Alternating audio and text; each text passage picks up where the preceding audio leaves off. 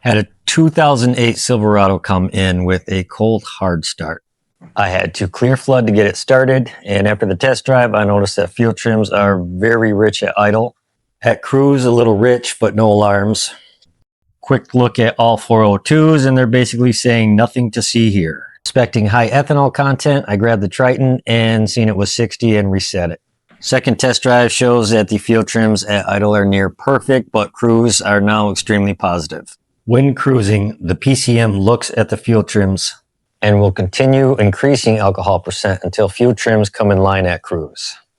And since this is across the board, it causes a rich idle and, if bad enough, a cold hard start. Replacing mass airflow and trims at cruise are decent and idle are decent, and starts good the next morning. This is good enough for who it's for. Am I ready?